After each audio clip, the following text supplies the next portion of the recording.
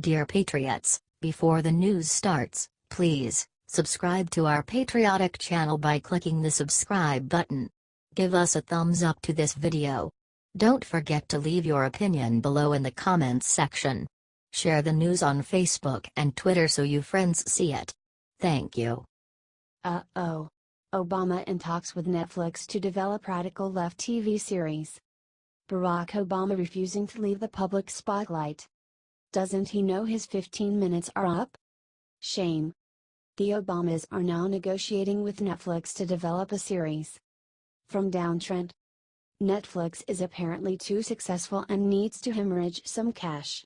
They've already dropped millions on flops from Dave Chapelle and Will Smith, so now they want to pay Barack Obama big bucks for a TV series even liberals couldn't bring themselves to watch.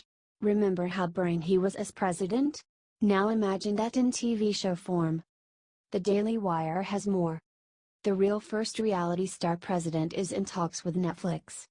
On Thursday, the New York Times reported that former first couple Barack and Michelle Obama are in talks with Netflix concerning a potential series of shows for the streaming service.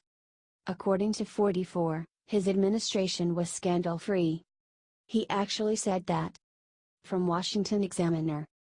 Former President Barack Obama appeared to take a thinly veiled shot at President Trump and his administration during a closed-door speech in Boston last week, saying that his White House didn't have a scandal that embarrassed us. Obama made the comment Friday while addressing attendees at the MIT Sloan Sports Analytics Conference, hosted by the Massachusetts Institute of Technology. Strict rules were put in place prohibiting the sharing of images and video of the off-the-record speech. "We didn't have a scandal that embarrassed us," Obama said. "I know that seems like a low bar." He also said, "You didn't hear about a lot of drama inside our White House." Breitbart has more. But Obama failed to mention reports of his press secretary Robert Gibbs's cursing at Valerie Jarrett and First Lady Michelle Obama. Gibbs left the administration soon after. Obama admitted there were arguments among his team of rivals in the White House but said it was more about people trying to solve tough issues. "I did have a strong bias towards people who just wanted to get things right, get things done, as opposed to people who were obsessed with 'I want to be right. I want to prominent. I want to have my name in the headlines,'" he said. "And if you can create that culture, then you are more likely to be successful. Just go away, please."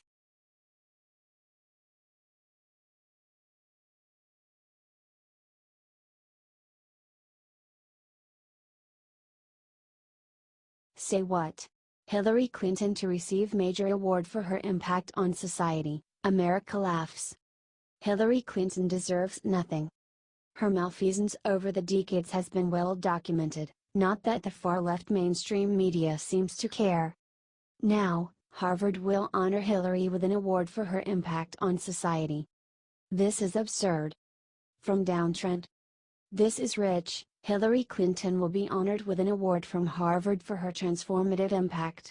I know this seems funny, but I kind of agree with it. She did, after all, transform a guaranteed 2016 Democratic presidential win into the Trump White House. She transformed solid blue states into Republican Electoral College votes. She transformed lifelong middle-class Democrats into Trump supporters. I doubt this is the point of the award, but like it or not, she does have amazing transformative abilities. More from The Hill. Former presidential hopeful Hillary Clinton will receive an award in May for her impact on society from the Radcliffe Institute for Advanced Study at Harvard University, according to a press release. Clinton, a former Secretary of State, will receive the Radcliffe Medal on May 25, an award that recognizes individuals who have had a transformative impact on society. Past award recipients include Supreme Court Justice Ruth Bader Ginsburg, former Federal Reserve Chairwoman Janet Yellen and former Senator Elizabeth Dole, RNC. During a recent short speech, Clinton couldn't get through it, constantly coughing and stopping for water. From Breitbart. Hillary Clinton's latest rallying cry for women's activism was disrupted by a coughing fit, recalling her health struggles on the 2016 campaign trail.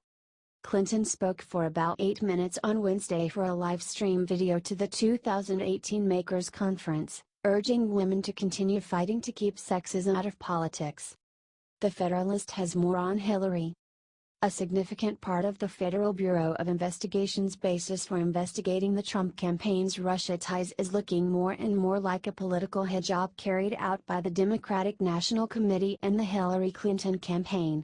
Her campaign's fingerprints are on at least 3 separate pieces of information fed to the FBI, including the Christopher Steele dossier Republicans say formed the basis of a secret warrant obtained to spy on Trump campaign associate Carter Page. A former State Department official confirmed on the record Thursday that Clinton associates were funneling information to Steele as he was compiling a dossier commissioned and paid for by the Clinton campaign and DNC. That's on top of the recent revelation that a top Department of Justice official fed the FBI information compiled by his wife, who was working for the firm Clinton and the DNC were paying to dig up dirt on Trump. Fusion GPS. Is this real life?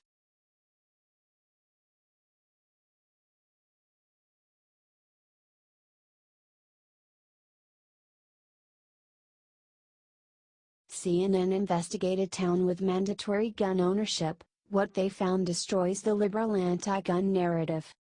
CNN, of all places, stumbled upon a story about gun control that throws the entire liberal argument that more guns lead to more violence into complete disarray.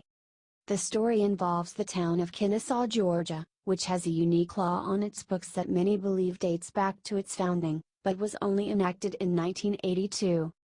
Kennesaw, with its population of 33,000 residents, requires some citizens to own a gun. The law states that every head of household residing in the city limits is required to maintain a firearm, together with ammunition. With every liberal media outlet declaring that guns themselves cause violence, one would have to assume that Kennesaw looks like an old Wild West town, shootouts at the local bar, duels at high noon. What CNN discovered, however, would likely startle every gun grabber in America. Today, Kennesaw, a town of about 33,000 people, CNN reported, has had 1 murder in the last 6 years and a violent crime rate of below 2%. CNN couched their findings by saying it's unclear whether that has anything to do with the gun law, while other leftist fact-checking outlets have declared the story false due to it being impossible to draw a correlation. Yep, it surely is a mystery why nobody in a town full of potential gun owners is trying to commit violent crimes. Must be the water. Here's the kicker, the report indicates that local police rarely enforce the law requiring firearm ownership. It's a deterrent, criminals knowing that the town of Kennesaw and in fact, any property within that town, is not a gun-free zone. Kennesaw Mayor Derek Easterling explained, if you're going to commit a crime in Kennesaw and you're the criminal, are you going to take a chance that that homeowner is a law-abiding citizen, owns a gun? Exactly. And by extension, if you're a deranged shooter who wants to kill students in a school, are you going to take a chance that resource officers, retired veterans, or even school teachers are armed? You'll sure as hell think twice. Those violent incidents would drop, no doubt. Do you think gun ownership deters criminals? Would you like to see mandatory gun laws in your town? Share your thoughts below.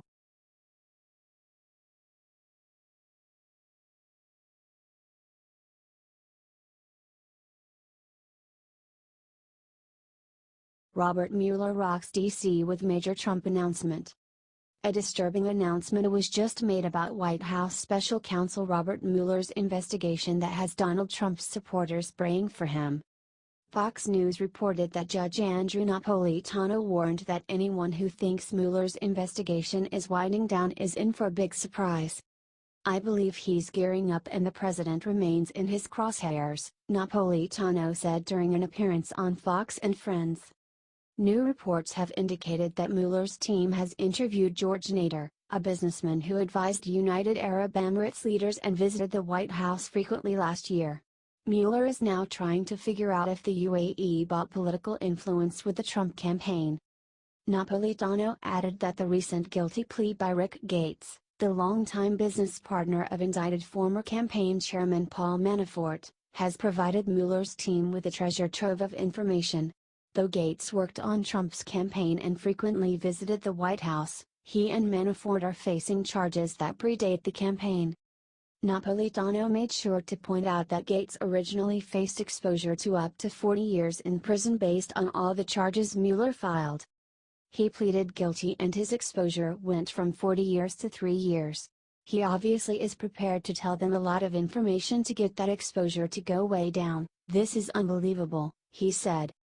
The Fox News senior legal analyst also discussed the strange events surrounding fired Trump aide Sam Nunberg, who dared Mueller to arrest him and refused to go before a grand jury.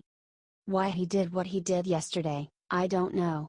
Unless he really wanted to discredit himself or he really was inebriated," Napolitano said.